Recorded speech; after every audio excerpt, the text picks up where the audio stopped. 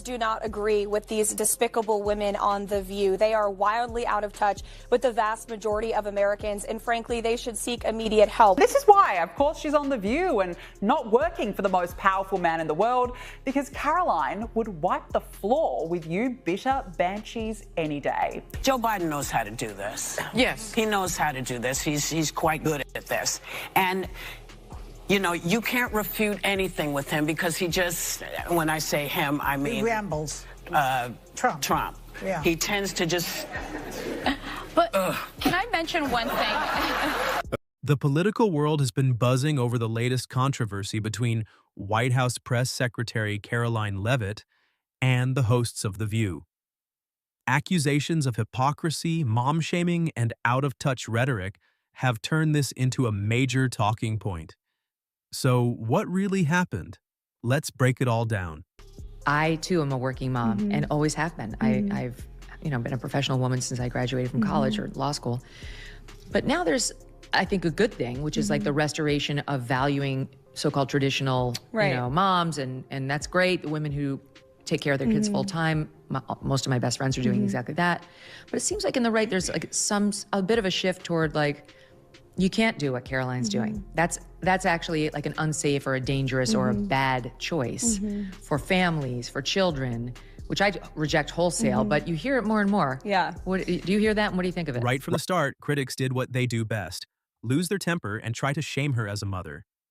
Apparently, if you dare to challenge Whoopi Goldberg, who many see as a leading voice of the left, her supporters will immediately rush in, attacking not only your arguments, but also your personal life. And with this crowd, absolutely nothing is off limits. Not your opinions, not your character, and certainly not your family. So how did they respond after Leavitt confidently challenged Goldberg? Did they question her facts or her professionalism? Not at all. Instead, they went back in time and asked why a mother with a 7-month-old was even working. Yes, the same people who constantly claim that women can do it all suddenly decided that this particular working mom had stepped out of line. Apparently, if you embarrass a daytime talk show host, your punishment is to stay home, bake cookies, and rethink your life choices.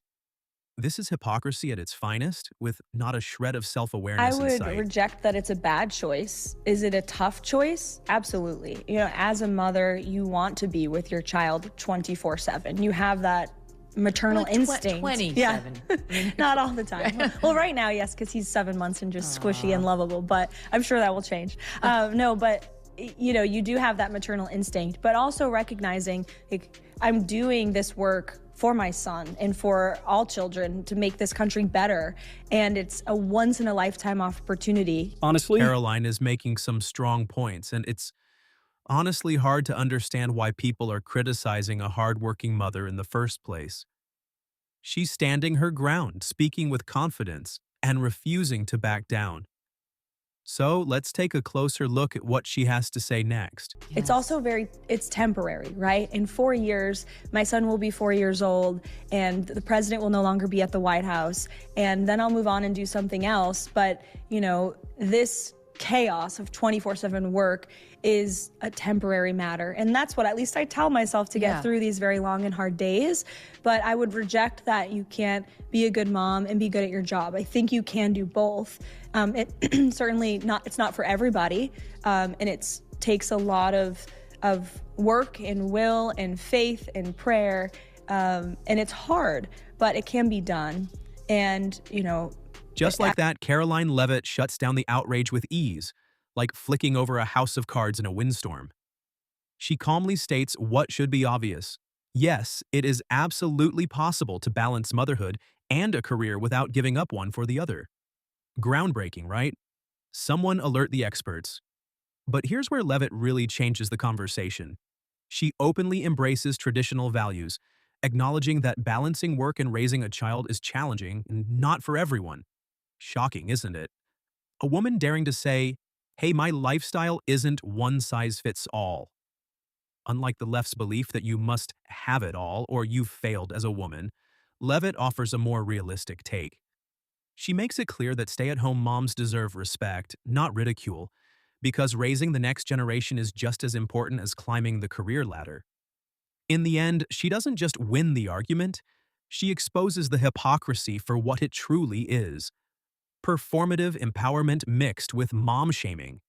But if you thought the left couldn't go any lower, think again, because they somehow managed to reach a brand new level of absurdity. I mean, I gotta ask you, because they said it, are you aware of any plots from Elon Musk to push President Trump down the stairs? Absolutely not. Let me be unequivocally clear about that. And watching this clip, I couldn't help but think how ironic that Whoopi Goldberg and Joy Behar and the rest of the ladies on The View spend their time calling Republicans the conspiracy theorists. But they have been wrong about everything they have said over the last couple of years. They likened President Trump to Hitler. They have mocked him. They have shamed him. They have lied about him consistently on their show. And it was a joy to watch them on November the 6th when they realized that tens of millions of Americans do not listen to the lies that they have spewed. These women are completely out of touch with reality. Just like that, Karoline Leavitt shuts down the outrage with ease, like flicking over a house of cards in a windstorm. She calmly states what should be obvious. Yes, it is absolutely possible to balance motherhood and a career without giving up one for the other. Groundbreaking, right? Someone alert the experts. But here's where Leavitt really changes the conversation. She openly embraces traditional values, acknowledging that balancing work and raising a child is challenging and not for everyone. Shocking, isn't it? A woman daring to say, hey, my lifestyle isn't one size fits all. Unlike the left's belief that you must have it all or you've failed as a woman, Leavitt offers a more realistic take. She makes it clear that stay-at-home moms deserve respect, not ridicule, because raising the next generation is just as important as climbing the career ladder. In the end, she doesn't just win the argument, she exposes the hypocrisy for what it truly is. Performative empowerment mixed with mom-shaming. But if you thought the left couldn't go any lower, think again, because they somehow managed to reach a brand new level of absurdity. A lot of women are preparing themselves for the impact of the incoming administration, which has led to this growing mantra from male right-wing incels. Your body, my choice. Say that to my face.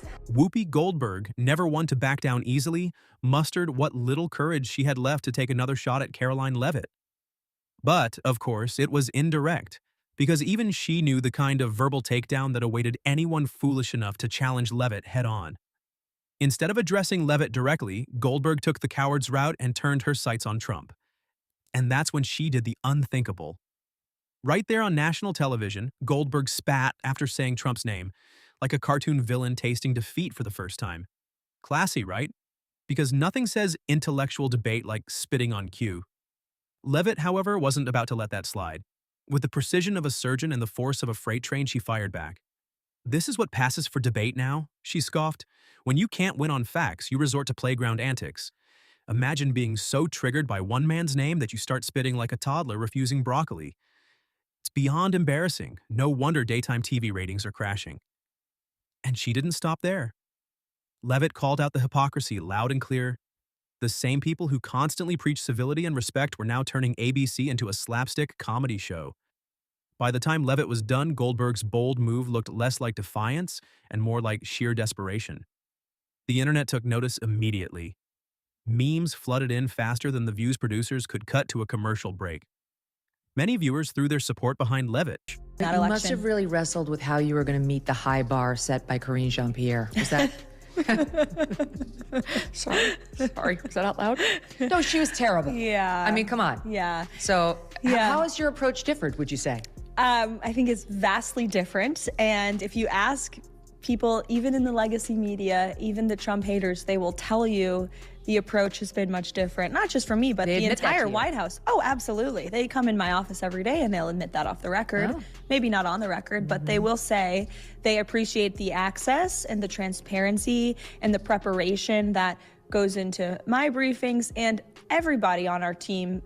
I'll admit, I might be getting a little off track here. But did Karoline Leavitt just expose the legacy media and Trump haters in one swift move? Because this part is pure gold. Think about it. These are the same people who have gone after Leavitt every chance they get. From questioning her credentials to outright mom-shaming her, woke journalists have practically turned trashing Karoline Leavitt into a side hustle. If she so much as breathes wrong, an op-ed pops up within the hour. But here's where it gets juicy. Off camera, when the performative outrage is turned off and the blue-check bravado fades, these very same critics are reportedly sneaking into Leavitt's office to congratulate her. Yes, you heard that right. The same journalists who publicly paint her as some right-wing villain are privately thanking her for the media access they couldn't get under Biden's press team. So, let's get this straight. Publicly, they attack her. Privately, it's all smiles, handshakes, and thanks for actually doing your job. You literally can't make this stuff up. But should anyone really be surprised? Hypocrisy has practically become a job requirement on the left. And it's not just The View, it's the entire media ecosystem pretending to fight the dragon while secretly feeding it scraps under the table. And Leavitt? She's just standing there, seat in hand, watching the whole charade unravel. An IG report from the Social Security Administration, there was $71 billion worth of fraud in one single fiscal year that we know about. And so that is a lot of fraud, Peter. To be clear, that $71 billion was from 2015 to 2022, so it wasn't in just one year. And it was $71 billion. But it wasn't in one year, just over multiple years, from 2015 to 2022. So are you defending $71 billion in fraud, Peter? That's a lot of money. Why is the media so against cutting waste, fraud, and abuse from the government? I don't get it. I just want to ask a question. We won't be deterred. We will not be deterred from people like you and the press. And there it is. Exactly what I've been talking about. Fresh off her verbal smackdown with Whoopi Goldberg, Karoline Leavitt barely has time to catch her breath before another woke journalist swoops in, eager to set the record straight. Was this journalist concerned about the actual issue Leavitt had just exposed? You know, the massive fraud sitting there like a neon sign? Of course not. That would require critical thinking, and we can't have that. Instead, they zeroed in on attacking Leavitt, like a hall monitor drunk on power. It's almost like these people follow the same training manual. Step 1, ignore the scandal. Step 2, attack the whistleblower. Step 3, pat yourself on the back for saving democracy. But Leavitt, being Leavitt, didn't just roll over. She fired back with the kind of calm, cutting precision that turns internet clips into viral gold. "Oh, I'm sorry," she quipped. "I didn't realize exposing corruption was less important than satisfying your fact-checking fetish." And the best part? The journalist, clearly flustered, doubled down. Because when you're losing, why not dig a deeper hole? They kept pressing, nitpicking words while completely ignoring the elephant tap dancing in the room. By the time Leavitt was done, it wasn't just a debate, it was a demolition. The journalist walked away looking less like a truth seeker and more like an unpaid PR rep for the very fraud Leavitt had just exposed. And that got me thinking, how does Karoline Leavitt stay so sharp under pressure? Because she sure seems to have her finger on the pulse of just about every issue. Take a listen.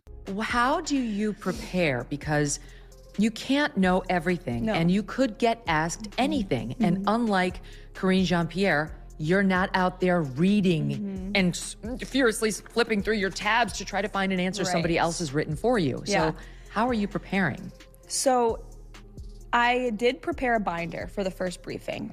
My great assistant, Keegan, put it together. And then I showed up to work, and it was like this thick. And I was like, I can't even move this. I can't use this. It was too cumbersome for my brain and the way I learn and think and study to have that. It felt like added weight. And I said, I want to just go in there and speak from my mind and from my heart. Like your boss. Like my boss. And that right there is the secret behind Karoline Leavitt's lightning-fast responses and devastating clapbacks. She's not reading from a script. She's not running her words through a woke-approved filter. She speaks from the heart, plain and simple. Unlike her critics, who need a focus group, a PR consultant, and a thesaurus to craft the perfect, inclusive, yet outraged soundbite, Leavitt skips the theatrics. No hypocrisy, no obfuscation, just raw, unfiltered reality, the kind that hits harder than any recycled talking point ever could. While the left scrambles to do mental gymnastics to avoid offending their own echo chamber, Leavitt is out here saying exactly what everyone else is thinking. And the best part, she doesn't just talk the talk. She backs it up with facts, receipts, and the kind of confidence that leaves her critics blinking like deer in headlights. It's almost unfair.